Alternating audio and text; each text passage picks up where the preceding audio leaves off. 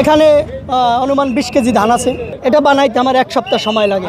যখন তারেক রহমানের সাথে আমি দেখা না করতে পারবো ততক্ষণ পর্যন্ত আমি এই ঢাকা শহরে হয়তো এখানে না হয়তো তার বাড়ির সামনে আমি থাকবো। যেহেতু 25 তারিখে আমার নেতা জনাব তারেক রহমান আসতেছে, সারা বাংলাদেশের মানুষ উজ্জীবিত হয়ে আছে।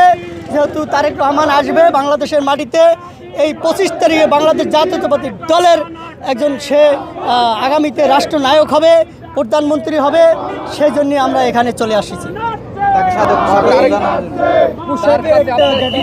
আমার কোনো চাওয়া পাওয়া নাই, আমাদের চাওয়া পাওয়া একটাই, আমি শুধু তার সাথে একটু দেখা করব, কথা বলবো, এটাই আমাদের চাওয়া পাওয়া, অন্য কোনো চাওয়া পাওয়া নাই।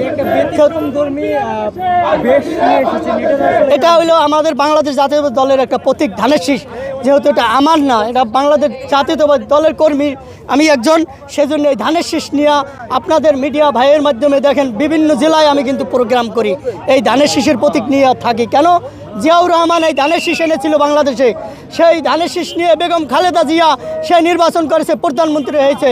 জনাব তারেক রহমান আগামীতে এসো নায়ক, সে প্রধানমন্ত্রী হবে। সারা বাংলাদেশের মানুষ 12 তারিখে ভোট দিয়ে জয়যুক্ত করে সংসদে পাঠাবে, প্রধানমন্ত্রী হবে। সেটাই হলো জনগণের আশা, আকাঙ্ক্ষা, চাওয়া পাওয়া। এটা বানাইতে আমার 1 সপ্তাহ সময় লাগে। এটা আমি নিজে ওখান থেকে, যেমন আমি জামা পাড়ে পাড়ে তৈরি করি, এখান ঢাকায় এসে আমি এটা সেট করি।